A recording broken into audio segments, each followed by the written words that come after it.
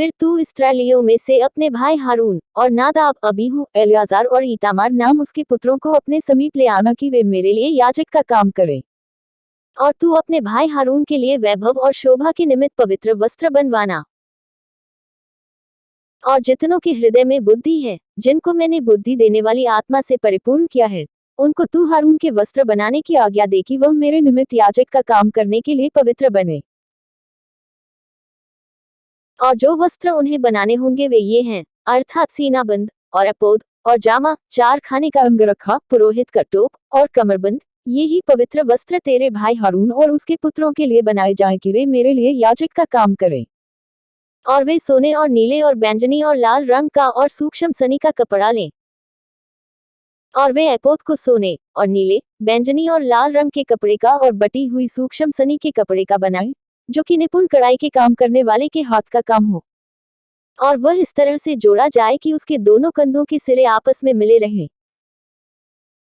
और एपोद पर जो काढ़ा हुआ पटुका होगा उसकी बनावट उसी के समान हो, और वे दोनों बिना जोड़ के हों, और सोने और नीले, बैंगनी और लाल रंग वाले और बटी हुई सूक्ष्म सनी वाले कपड़े के हों। फिर 2 सुलेमानी मणि लेकर उन पर इस्राएल के पुत्रों के नाम खुदवाना। उनके नामों में से 6 तो एक मणि पर और शेष 6 नाम दूसरे मणि पर इस्राएल के पुत्रों की उत्पत्ति के अनुसार खुदवाना। मणि खोदने वाले के काम से जैसे छापा खोदा जाता है, वैसे ही उन 2 मणियों पर इस्राएल के पुत्रों के नाम खुदवाना और उनको सोने के खानों में जड़वा देना। और दोनों मणियों को एपोद के कंधों पर लगवाना। वे इस्राएलियों के निमित्त स्मरण दिलवाने वाले मणि ठहरेंगे, अर्थात हारून उनके नाम यहोवा के आगे अपने दोनों कंधों पर स्मरण के लिए लगाए रहे। फिर सोने के खाने बनवाना। और डोरियों की नाई गूंथे हुए 2 जंजीर चोखे सोने के बनवाना, और गूंथे हुए जंजीरों को उन खानों में जड़वाना। फिर न्याय की चपरास को भी कढ़ाई के काम का बनवाना। एपोद की नाई सोने और नीले, बैंगनी और लाल रंग के और बटी हुई सूक्ष्म सनी के कपड़े की उसे बनवाना।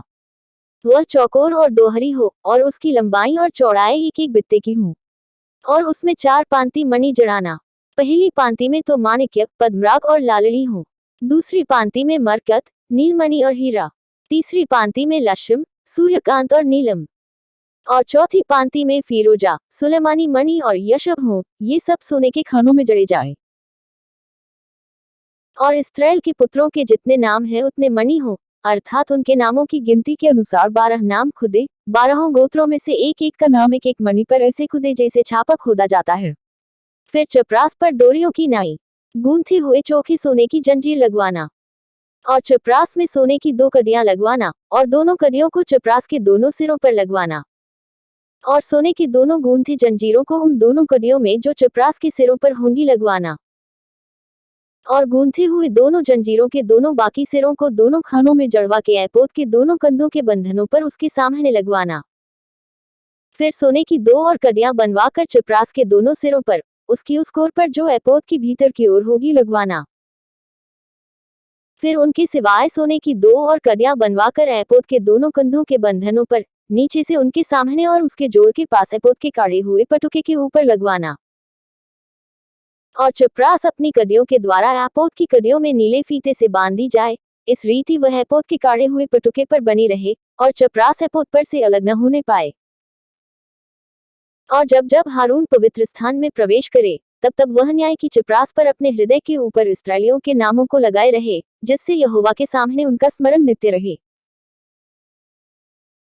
और तू न्याय की चपरास में उरीम और तुम्मीम को रखना, और जब जब हारून यहोवा के सामने प्रवेश करे, तब तब वे उसके हृदय के ऊपर हों। इस प्रकार हारून इस्राएलियों के न्याय पदार्थ को अपने हृदय के ऊपर यहोवा के सामने नित्य लगाए रहे।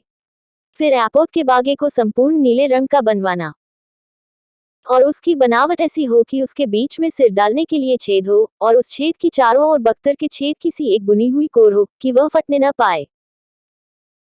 और उसके नीचे वाले घेरे में चारों ओर नीले, बैंगनी और लाल रंग के कपड़े के अनार बनवाना, और उनके बीच बीच चारों ओर सोने की घंटियां लगवाना, अर्थात एक सोने की घंटी और एक अनार, फिर एक सोने की घंटी और एक अनार। इसी रीति बागे के नीचे वाले घेरे में चारों ओर ऐसा ही हो। और हारून एक बागे को सेवा टहल करने के समय पहना करे, कि जब जब वह पवित्र स्थान के भीतर यहोवा के सामने जाए, वह बाहर निकले, तब तब उसका शब्द सुनाई दे, नहीं तो वह मर जाएगा। फिर चोखे सोने का एक टीका बनवाना, और जैसे छापे में वैसे ही उसमें ये अक्षर खोदे जाएं, अर्थात यहोवा के लिए पवित्र, और उसे नीले फीते से बांधना, और वह पगड़ी के सामने के हिस्से पर रहे और हारून के माथे पर रहे, इसलिए कि इस्राएली जो कुछ पवित्र ठहराए, अर्थात जितनी पवित्र वस्तुएं भेंट में चढ़ावे, उन पवित्र वस्तुओं का दोष हारून उठाए रहे, और वह नित्य उसके माथे पर रहे, जिससे यहोवा उनसे प्रसन्न रहे। और अंगरखे को सूक्ष्म सनी के कपड़े का चारखाना बुनवाना, और एक पगड़ी भी सूक्ष्म सनी के कपड़े की बनवाना, और कारचोबी काम किया हुआ एक कमरबंद भी बनवाना। फिर हारून के पुत्रों के लिए भी अंगरखे और कमरबंद और टोपियां बनवाना, ये वस्त्र भी वैभव और शोभा के लिए बने।